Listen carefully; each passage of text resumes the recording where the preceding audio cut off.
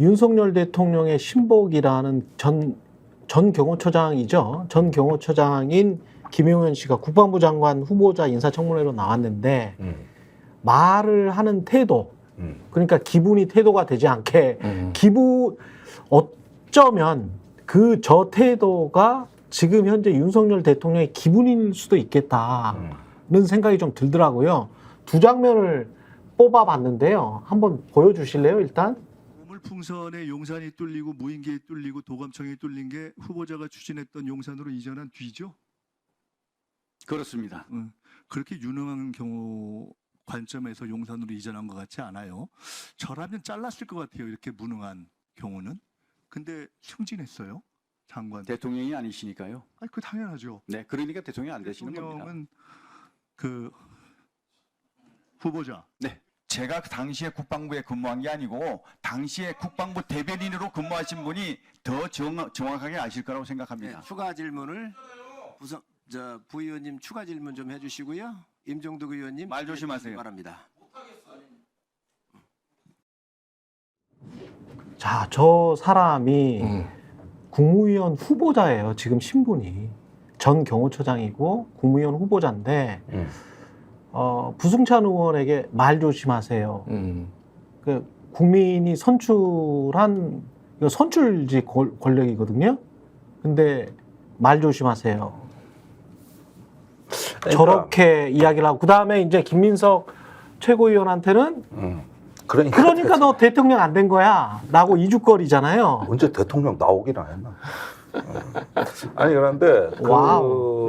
저걸 만들어진 오만함이에요. 저게 만들어지는 저렇게 보여줘야 된다는 강박관념을 갖고 나온 거예요. 그렇죠. 예. 그런 것 같아요. 그러니까 오만하고 공세적이고 이런 식으로 해서 니들은 내 밑에 있는 거야.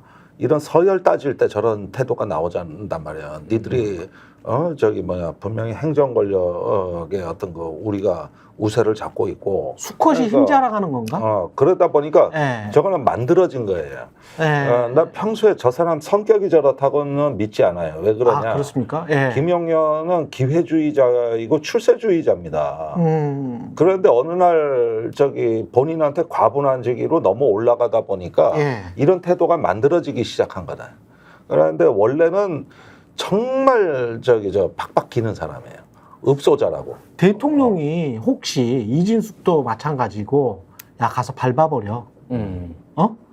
그냥 속된 말로 그런 뉘앙스로 야 야당이 뭐라고 하든 간에 너희들은 너희들 소신 그대로 해. 나는 임명할 테니까 그런 어떤 확신 같은 걸 심어주는 거 아닌가? 그러니까 저는 요즘 태도가 대통령이 직접 그거를 말로 하지 않았을 거라고 봐요. 근데 예를 들면은 뭐 독도 지옥의 논란이 있잖아요. 그럼 대통령이 서울교통공사와 전쟁기념관에 지시를 해가지고 야 독도 치워 조용 뭐 이렇게 하는 게 아니라 알아서 기후, 그러니까 정치 기후라는 게 있잖아요. 그걸 보고 이제 독도 좀 빼야 되겠네 이렇게 이제 했을 가능성이 높다라는 거죠. 이것도 마찬가지예요. 그러니까. 막말을 해도 임명하고 세게 나와고 국회하고 들이받으면은 더 잘했다고 칭찬받고 이런 기후가 있으니까 김문수도 그렇게 하고 뭐 이진숙도 그렇게 하고 앞에 사례들이 이미 쫙 쌓였잖아요. 그러니까 어차피 임명될 건데 뭐 이들이 어떻게 할 건데 약간 이제 이런 기류가 자연스럽게 전파됐다라고 보는 게 좀 더 합리적인 가설일 것 같아요. 근데 특히 김용현 후보자의 경우에는 윤석열 대통령의 측근 중에 측근 아닙니까? 그리고 이 정권의 실세라는 사람 아닙니까? 저는 저 모습이 윤석열 대통령이 원하는 모습이다라는 거를 굉장히 정확하게 알고 있을 가능성이 크다고 봐요. 그러니까 평소에 윤석열 대통령이 뭐 직접적으로 영현아 가서 뭐 밟아버려 뭐 이렇게 하지 않더라도 평소에 윤석열 대통령이 여당이라든가 또는 뭐 장관들이라든가 또는 뭐 한 세상에 있는 어쨌든 자기 편이 돼야 될 사람들에 대한 불평, 불만 이런 것들을 털어놓지 않았을까? 왜 가서 더 강하게 싸우지 않는가? 왜 야당을 혼내주지 않는가? 왜 이런 얘기가 나왔을 때는 왜 이렇게 반박하지 않는가? 자, 그거를 또 어제도 말씀드린 게 느낀 게 이재명, 한동훈 두 대표가 어쨌든 회담을 하지 않았습니까? 거기서 이재명 대표 계엄 얘기한 거에 대해서 한동훈 대표가 이제 뭐 이래저래 해가지고 뭐 얘기하다가 나온 얘기잖아요, 그게. 그리고 넘어가지 않았습니까? 근데 바로 그날 대통령실이 계엄은 가짜뉴스고 뭐 별얘기를 다 하잖아요.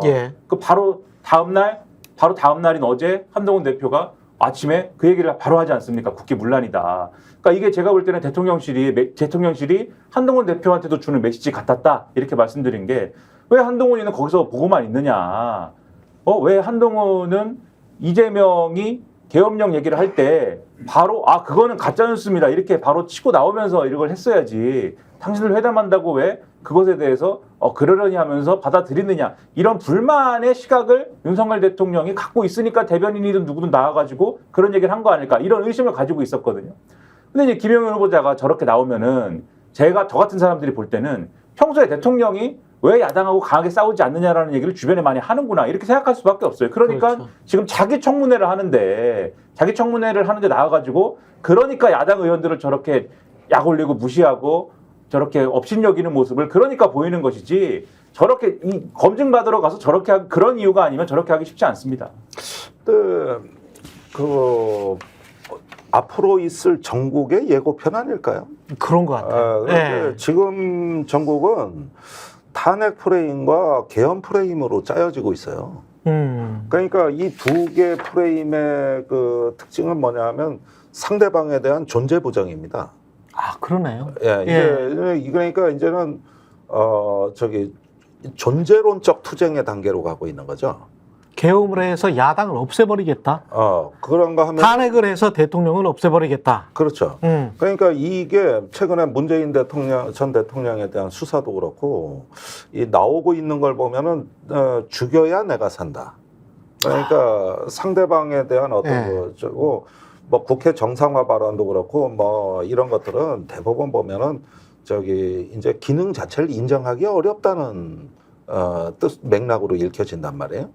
그러니까 한쪽은 행정 권력의 독재가 시작됐다 그러고 한쪽은 국회는 이미 처음 보는 국회고 타락한 국회라는 이야기니까 이제 그것이 집약적으로 표현되는 게 탄핵 때 계엄의 프레임 아니냐. 이제 이거는 서로 물러설 수 없는 싸움이 되고 싸움 자체가 목적이 되는 싸움. 이런 어떤 걸 조금 예고하는 이게 이제 그런 위험구역으로 가느냐 마느냐 예고편은 나왔단 말이에요.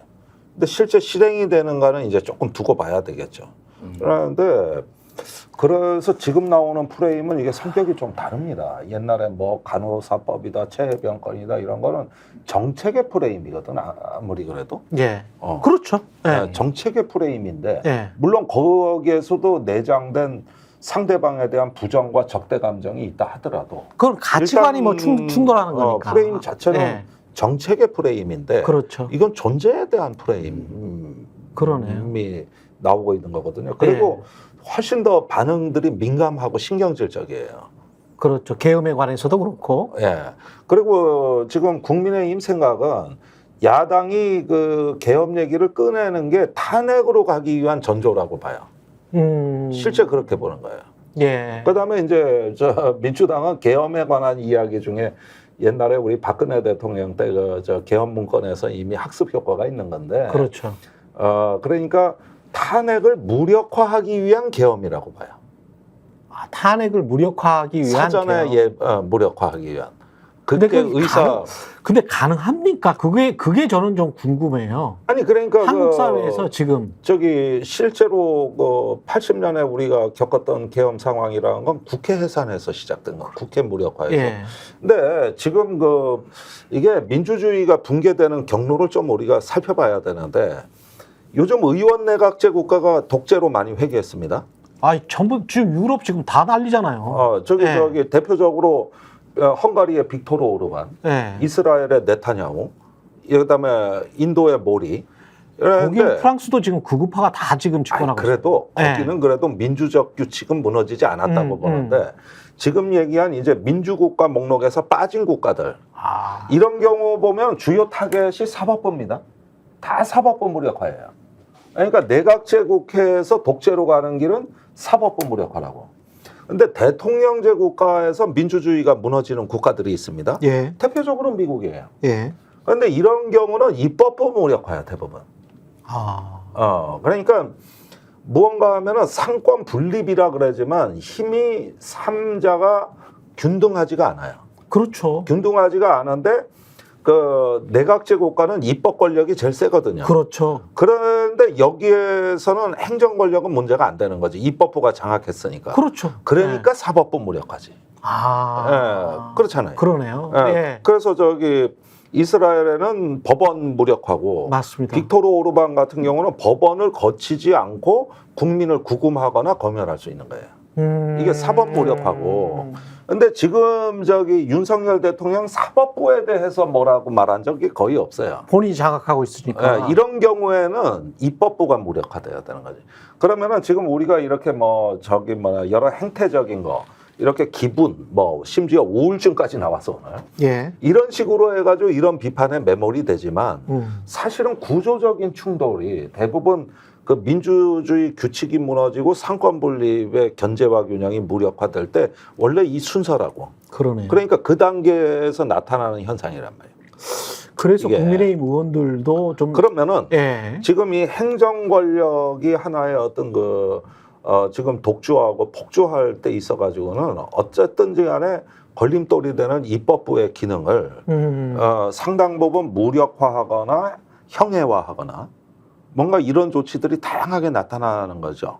근데 헌법을 무시하고 아무리 그렇다고 네. 뭘 할 수가 계엄 해제 바로 요구하면 끝나는 아니 거 그런데 아니에요? 낮은 수준의 전술이 주로 거부권, 거부권. 예상권 뭐 이런 거였다고. 예. 그리고 조금 높은데 수사권이 있었고. 근데 이걸로도 안 되는 거야 지금. 이걸로도. 그러다 보면은 이제 뭐 저기 계엄 얘기가 나오는 건데 이건 사실은 아직까지는 가설이고. 예. 그러지만은 제가 아는 정보로는 분명히 경비 개헌까지 검토한 건 사실인 것 같아요. 대통령실 주변. 네.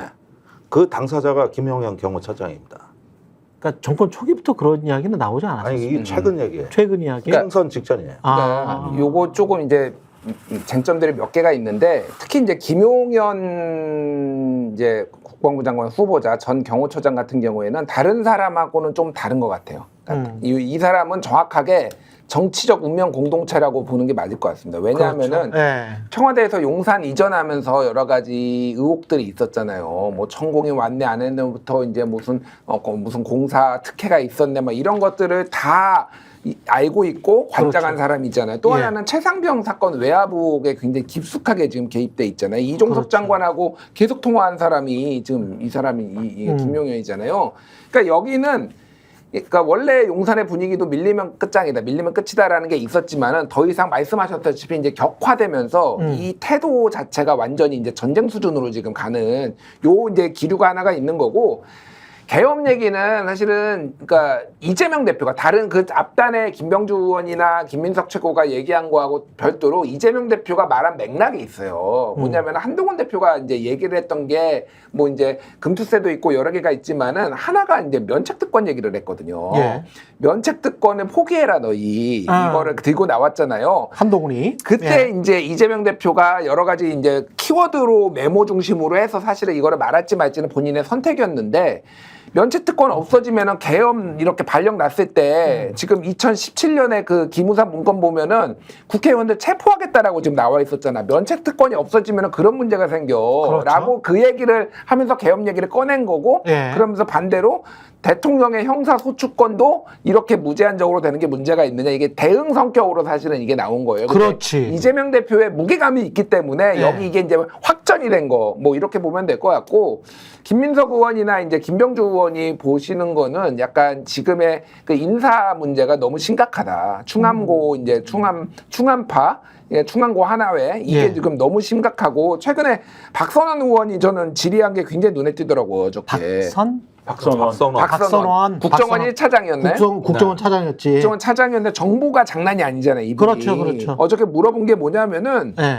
지금 그 부른 거 아니냐. 저기 여인영 국군 방첩사령관 이 네. 사람은 충암고고 충암고. 그리고 육군 특전사령부 그리고 이진우 수도방위 사령관을 최근에 대통령 경호처장 공관으로 불렀다. 그러면서 아예 경호 들어가면서 이렇게 인증해야 되는 것도 안 한 거 아니냐 이 얘기를 했거든요. 예. 김용현이 뭐라고 했냐면은 답변을 안 해요. 이거에 대해서 기다 아니다라고 답변하는 게 아니라 그러니까 사실을 얘기하는 청문회지 괴담을 얘기하면 안 된다라고 하면서 이거 피해갔거든요. 예. 제가 보기엔 이거 맞는 것 같아요. 그러니까. 그러니까 경호처 아직 국방부 장관도 아니고 경호처장이 왜 지금 방첩사령관 이게 옛날에 전두환이 했던 보안사가 기무사 돼서 방첩사 된 거잖아요. 그렇죠. 그리고 육군 특전사 그리고 수도방위 사령관 이진우는 완전 김용현파예요. 용현파로 분류돼서 김용현 라인으로 이제 알려진 사람이에요. 예. 이 사람들 왜 불렀냐고 도대체. 그러니까 저는 계엄이 가능하지는 않다라고 봐요. 우리 국민들이 이제는 그 정도 이제 더 이상 쿠데타나 계엄을 용인하지 않는 거지만은 뭐가 지금 있다. 이게 완전히 헛방은 아니다. 그러니까 지금 물밑에 기류가 있다라고 저는 보고 있습니다. 네. 그러니까 제가 쭉 보면은 정치적으로 우울증인데 통치 행태는 편집증에 가까운 상태로 가고 있다 이렇게 보이는 게 우울증 플러스 편집증이야? 아휴. 그 김용현 사실 이제 경호처장을 지금 국방부 장관 후보자로 보낼 때부터 예. 제가 이제 어떤 생각을 했냐면 군을 못 믿는 거 아닌가 이 생각을 했어요. 그냥 여기서 말하는 군을 못 믿는다라는 것은 군이 뭐 예를 들면 뭐 반란을 일으킨다 이런 게 아니라 어떤 경우에 내가 생각하는 대로 움직이지 않을 수 있다. 이러한 불안감을 갖는 거 아니냐. 이런 생각이 들었습니다. 그래서 아니 왜냐하면 윤석열 정권에서 지금 민주주의의 시대인데 윤석열 정권에서 특별히 군이 지금 장악이 안 돼가지고 윤석열 대통령이 지금 불안해할 이유는 없잖아요. 그렇죠. 군이 장악되지 않은 적은 없는 거잖아요. 지금의 어떤 민주적인 권력에 대해서. 그런데 굳이 왜 국방부 장관을 자기의 수족과도 같은 측근을 갖다가 꽂느냐. 그것도 일반적인 어떤 일반적인 인사 라인에 갖다 꽂은 게 아니잖아요. 그 국군 장성 출신 중에 물론 김용현 경호처장도 당시에 어쨌든 군 출신이긴 하지만은 그래서 뭐 국방부 장관 후보자 중에 한 명일 수 있겠지만은 일반적으로 경호처장 하던 사람을 군 출신인 사람을 국방부 장관으로 바로 보내지 않잖아요. 군 출신인 사람 중에 국방부 장관 할 만한 사람들을 합리적으로 선택을 하는 것이지. 그런데 자기 수족과 같은 사람을 국방부 장관으로 갖다 꽂고 그다음에 이 사람은 원래 경호처장 할 때부터 군인사에 이래저래 관여해왔던 사람인데 역대 경호처장을 했다거나 이런 사람들은 군 출신이면 다 그런 식으로 해왔기 때문에 다 관여를 해온 사람인데 실질적으로 국방부 장관까지 가가지고 뭔가를 군에 대해서 틀어지려고 했다라고 하면은 이게 일반적인 수준의 대통령이 통수권을 행사하는 그러한 군 체계만으로는 되지 않는 네. 뭔가 더 강력한 뭔가를 하려고 하거나 그런 것들이 필요하다고 생각하는 거구나. 그래서 앞으로 군심이 동요할 일이 뭔가 있거나 또는 군심이 동요할 일을 만들 거라고 지금 계획을 세우고 있거나 둘 중에 하나겠구나. 그런 얘기를 제가 했거든요. 그래서 지금 만났다고 하는 거 아닙니까? 만났다고 하는 것은 그러한 일을 대비하거나 그러한 일을 만들거나 둘 중에 하나를 하려는 거죠. 그러면 얘기하신 대로 그 둘 중에 어떤 경우든 간에 그게 경비계엄이든 간에 그런 수준의 어떤 특별한 계획이 필요한 상황을 상정하고 있는 하나의 흐름은 있을 수 있다. 이렇게 충분히 생각할 수 있는 근거가 된다는 겁니다. 아니 이 부분은 그게 두 가지 말씀인데 군을 못 믿는 거는 작년 8월 2일 날 그 망상이 드러났어요. 그날 광란의 하루였다고. 8월 2일. 예, 해병대 전체를 갖다가 때려잡는 날이었단 말이에요. 그러다 나중에 축소돼서 박정원 대령을 그날 회수한 날. 지금 전화 통화가 수백 통 아니에요. 그러니까 뭐 북한군이 뭐 영평도 쳐들어왔대, 뭐 남침했대 이 정도 수준이잖아. 그러니까 해병대가 도전한 걸로 본 거란 말이에요. 그런데 그게 지금 대장 물갈이 전원 물갈이를 2번을 하고도 벌어진 일이에요. 그러니까 아무리 인사를 해도 안 되는 거야. 평소에 이제는 관리가 더 강화돼야 되는 것이죠. 이게 이 최해병 박정원 대령 항명 논쟁은 이게 정권에 끼친 영향이 굉장히 급소를 건드렸다는 느낌이 그렇구나. 예, 그게 이제 군사법원 장악으로 가고 지금 공수처에까지 파급돼 있는 거거든요. 그러네요. 사실은 이럴 일이 아니었잖아요. 그러니까 이런 것들이 이제 김용현으로 인한 어떤 보다 확실한 친정 체제 구축, 그래서 전문성이 아니라 충성심을 고려한 군 관리. 본인이 스스로도 그렇게 이야기했고. 예, 이럴 때 제일 어떤 손해 보는 군인이 누구냐 하면은 전방에 가서 얼굴이 새까맣게 타가지고. 그렇지. 24시간 적정을 관찰하면서 본연의 임무에 충실한 이런 군인들이 제일 손해 보는 거야. 그 시간에 어디 대도시의 사령부에 근무하면은 진급도 잘 되고 보직도 잘 되고 몸도 편한데 이런 군인들이 출세하는 세상이 되는 거예요. 그리고 거기에다가 이제 계엄 부분은 아까 그 관저 회동 문제도 마찬가지가 하는데 그 경호처가 경호 계획을 주관할 때 그 제1협조기관이 특전사예요. 그 다음에 수방사라고. 그리고 이제 정보기관하고 돼 있고 해서 이게 통수사항이라고 돼 있어요. 그래서 이런 기관들이 개혁이 잘 안 돼. 통수사항을 건드릴 수 없게. 그러네요. 예, 그래서 이게 개혁이 잘 안 되는 분야인데 일단은 최근에 올해 초에 경비계엄은 검토한 걸로 전 듣고 있어요. 경비계엄을 하면 어떤 일이 일어나는 겁니까? 국민들한테. 그러니까 이게 최근에 이제 경찰 편제가 크게 바뀌었거든요. 그 전국의 지방청에 지방청장이 지휘하지 않는 부대가 지정이 돼 있어요. 그러면은 유사시에 어떤 사태가 선포되면은 지휘권이 서울경찰청장으로 자동 이관되면서 이 병력이 용산에 집결하도록 돼 있다고. 요게 이걸 만들기 위해서 기존의 수사과, 외사과, 정보과의 인력까지 빼서 일단 경찰 편제 개편을 한 게 올해 서울경찰청장 주관으로 총선 전에 끝났고 당시에 나온 얘기가 이것과 더불어 경비계엄을 법리 검토를 다시 했다는 얘기거든요. 근데 이 이야기는 뭐냐면은 기본 가정이 시위대가 용산을 포위했을 경우로 출발이 돼요. 그랬을 때 어떻게 하느냐. 여기서부터 이제 계획을 짜기 시작을 하는 건데, 근데 이런 부분을 집권하고 2년이 지나서 이제 검토할 거라면은 이런 검토를 다 하고 용산으로 왔었어야지. 청와대에선 경비가 잘 되는데. 그런데 여기 와보니 허허벌판이고 사통팔달인 거야. 그러니까 2년 뒤에 대통령 지지율은 계속 떨어지지. 그러고 나더니 불안하잖아. 대통령 지지율 진짜 심각해요. 이게 이제 사연이 이렇게 된 거예요, 이게. 요거는 제가 짧게 정보 차원에서 말씀드리면은 이제 경비계엄하고 비상계엄하고 무슨 차이가 있는지 잘 모르시는 분들이 있어서 말씀드리면은 경비계엄은 언제 하냐면은 행정기관만으로 치안이 안 될 때, 쉽게 하면 경찰로 못 막을 때 군이 와서 막는 게 경비계엄이고, 그리고 비상계엄은 행정사법부가 현저히 기능을 못할 때, 한마디로 다 국가체계가 완전 무너졌을 때 이거는 비상계엄이에요. 두 개의 가장 근본적인 차이가 뭐냐면은 비상계엄은 기본권을 제한할 수 있어요. 언론, 출판, 결사의 자유, 비상계엄. 근데 경비계엄은 그걸 못하게 돼 있어요. 그런 제한이 없습니다. 그러니까 그게 가장 이제 결정적인 차이예요. 근데 지금까지 경비계엄이 된 다음에 다 비상계엄으로 갔어요. 그게 부마항쟁 때 경비계엄 갔다가 비상계엄 갔고 12.12 사태 또 처음에 경비계엄 갔다가 비상계엄으로 간 거예요. 그러니까 이거 사실 두 개를 단계적으로 발동하는 건데 그 차이가 있느냐 이런 생각이 드는 거죠. 그러면. 지금 말씀하신 거에 예를 들면 누가 죄를 짓잖아요. 경비계엄 상황에서는 이 죄를 진 거에 대해서 군사재판을 받지는 않습니다. 군에서 일어난 사건에 대해서 군사재판을 받는데 비상계엄 체제가 되면 우리가 죄를 지어도 군사재판을 받아야 돼요. 그거는 정보적인 측면이고 지금 정보적인 측면도 얘기해 줘야죠. 중요한 거예요. 그 김준일 평론가 이야기를 할 때 그 부분이 확 스쳐서 지금 소름이 끼치는데 사법부의 기능이 제대로 발휘되지 못할 때 비상계엄을 할 수 있다라고 했잖아요. 행정부나 사법부의 기능이 제대로 발휘되지 못할 때 이게 지금 복선인 것 같다는 생각이 좀 드는 게 한동훈 씨가 이제 여야 대표 만났을 때 왜 그렇게 민주당 대표, 이재명 대표의 사법부 판결이 나왔을 때 불복하지 말라. 우리도 어떻게 나오든지 불복하지 않으려고 하니 불복하지 말라라고 하는 게 나름의 어떤 시나리오를 짜고 있는 것 아닌가라는 그런 생각이 얼핏 드네. 그러니까 그들 나름대로는 만약 말도 안 되는 어떤 판결이 나왔을 때, 납득하지 못한 판결이 나왔을 때 국민들이 어떻게 반응할 것이고 민주당 지지자들이 어떻게 반응할 것이며 그게 어떤 집회나 시위로 크게 번졌을 때 사법부의 기능을 너희들이 못하게 했네.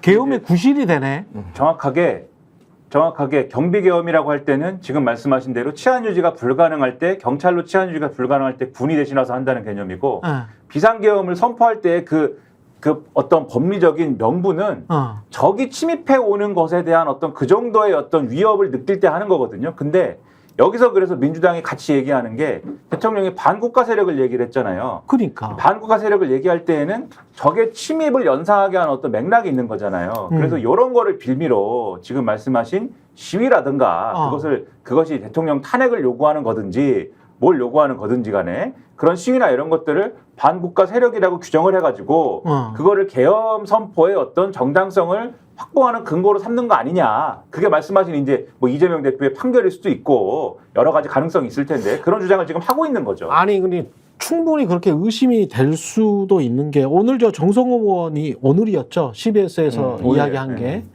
그 반국가 세력 그다음에 이거 그 이런 국회 처음 그리고 어떻게 할지 본인들이 논의하겠다. 요 세 단계의 논리 구성으로 반국가 세력이 있고 암약하고 있고 그리고 이런 국회는 처음이고 그리고 어떻게 할지 논의하겠다라는 게 야당 입장에서는 정성호 의원의 주장대로 하면 야당 입장에서는 충분히 두려움을 느낄 만한 계엄이나 이제까지 행태를 보면 그리고 반국가 세력이라는 말을 한두 번 한 게 아니거든. 그렇죠.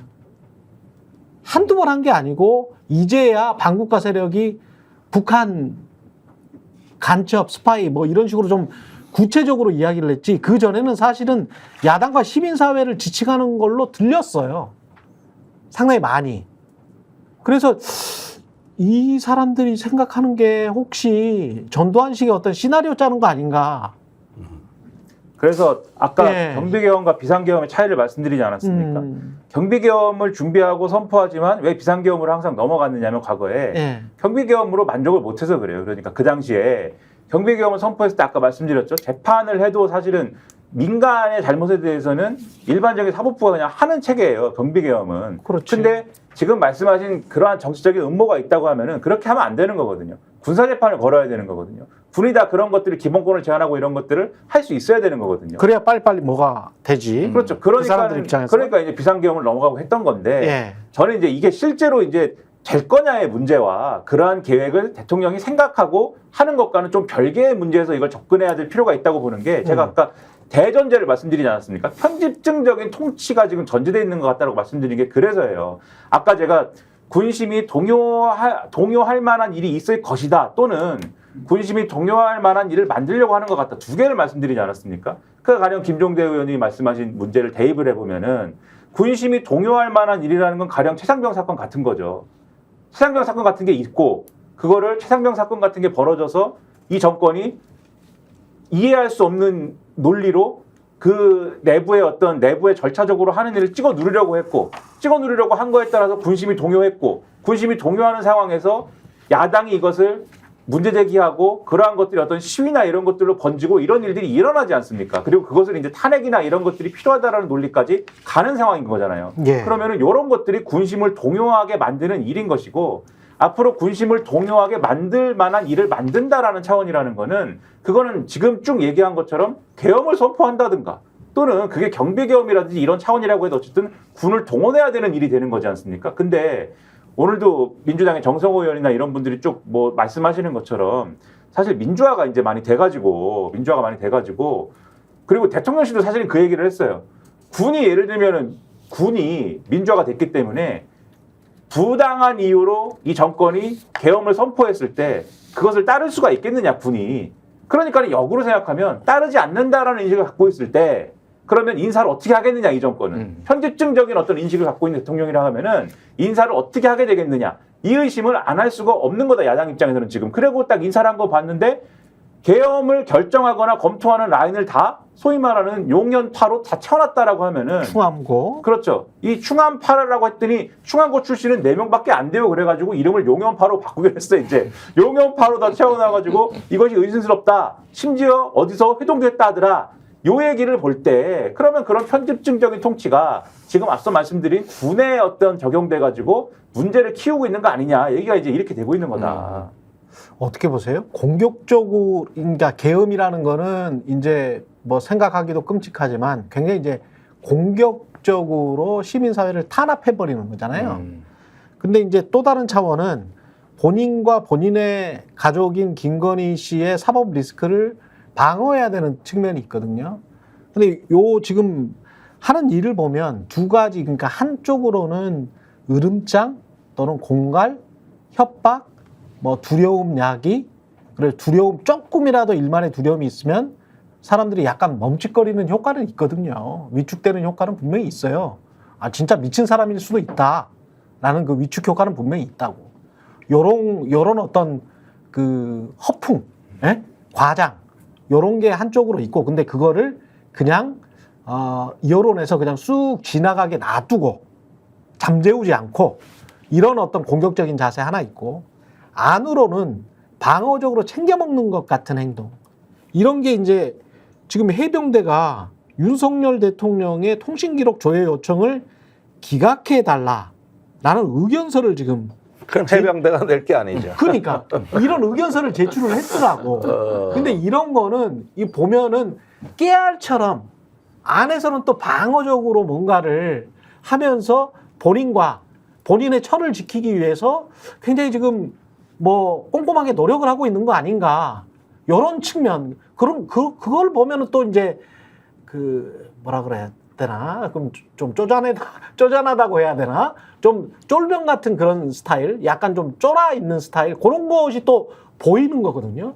그러니까 아주 세밀하지, 겉으로는 막 이렇게 하는 것 같지만. 저희가 얘기할 때 오셔가지고 라이브로 관전하시기 바랍니다. 반드시 주변 사람들 데리고 오시기 바랍니다. 구독, 좋아요, 알림 설정 해주시기 바랍니다. 좀 살려주십시오, 저 좀.